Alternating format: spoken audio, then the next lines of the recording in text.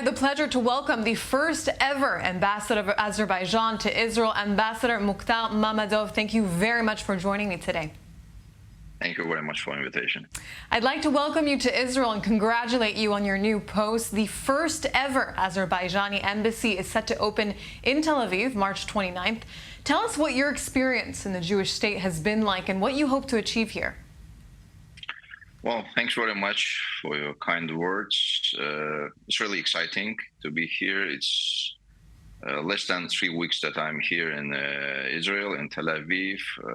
Although they have some meetings, I feel the warmth of the Israeli people, of Israel in general, being here since I arrived, be it at the meetings, be it even on the streets when people ask where I'm from.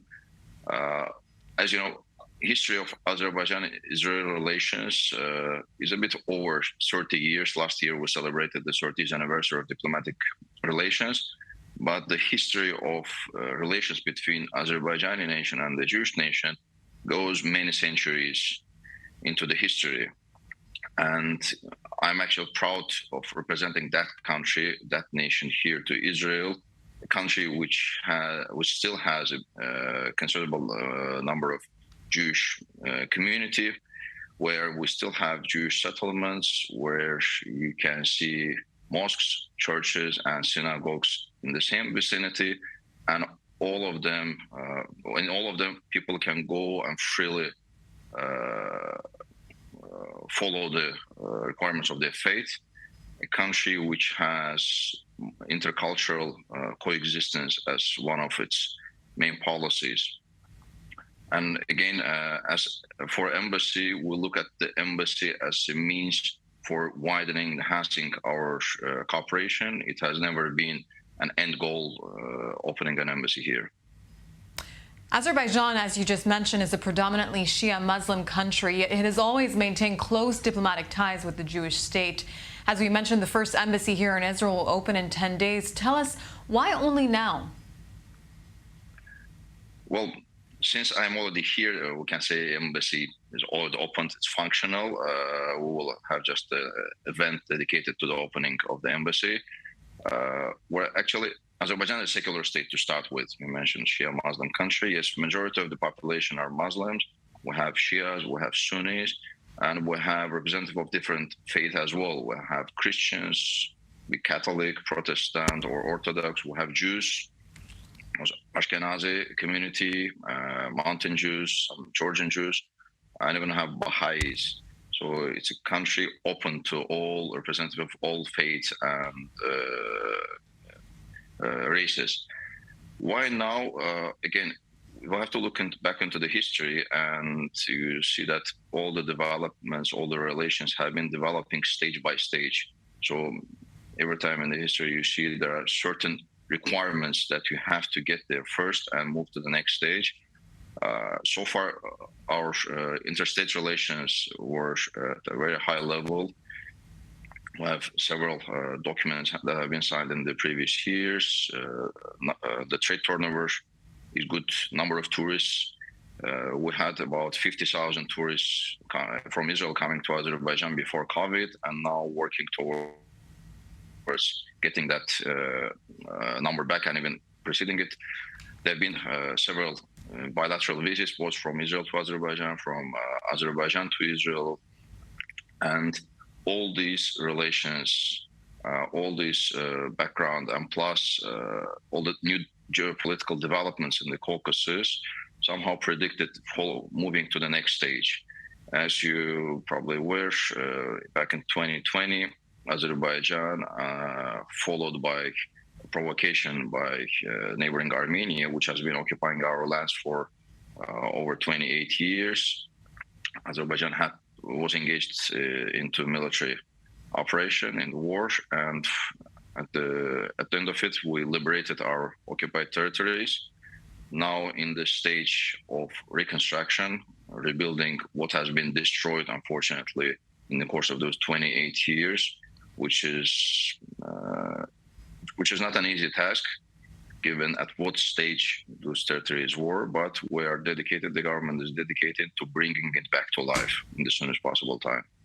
Your country will also be opening an embassy in Ramallah. What is Azerbaijan's position when it comes to the Israeli-Palestinian conflict, especially these days with the rise in terror attacks on Israeli civilians? We saw a terror attack right here in Tel Aviv, I'm sure not very far from your embassy, just a week ago. Well, as a country which has suffered from terrorism for many years, a country which has lost over 2,000 people, civilians, as a result of terror attacks starting from early 1990s, Azerbaijan has always condemned terrorism in all forms and manifestations. And we have always declared that terrorism cannot be used as a tool whatsoever the end goal is. And we have made our statements with regard to those terror attacks as well. As regards our representation in Ramallah, it will be not an embassy, but a representative office. It's expected to be opened in Ramallah. With regard to our position, again, I talked previously, Azerbaijan was engaged in a conflict. Azerbaijan has experienced occupation of its territories, and we have tried for almost 30 years all diplomatic options on the table to get to the settlement. And this is our position as well, like for the settlement of Israeli-Palestinian conflict, to use all the diplomatic options based on the UN Security Council resolutions. Our position has been we support the settlement of the conflict with two-state solution. Azerbaijan has strong defense ties with Israel. So Israel supplies 69% of Azerbaijan's arms imports, but cooperation doesn't end there.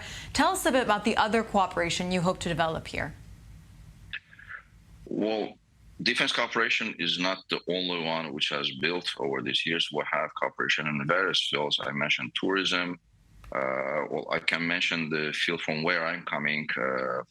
Almost last 10 years, I was working in the education field, and for about last 5 years, we have developed really good cooperation with Israel in the field of education, particularly the STEAM education, starting with trainings by Israeli experts of our school principals and teachers.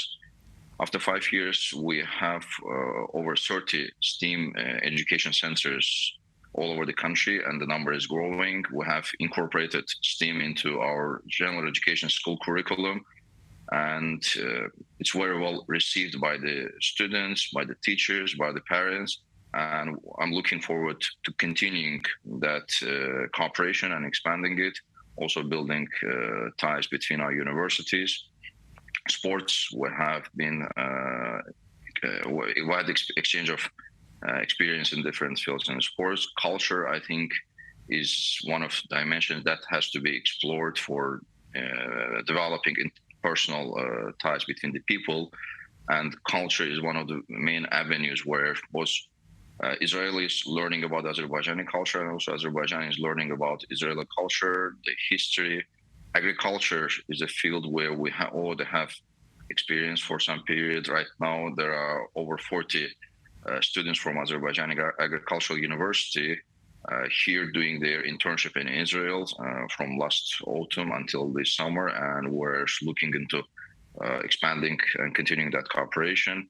We have exchanges in the field of high-tech, startups, being in a startup nation. I think we have a lot to learn from your experience into developing the startup ecosystem in Azerbaijan.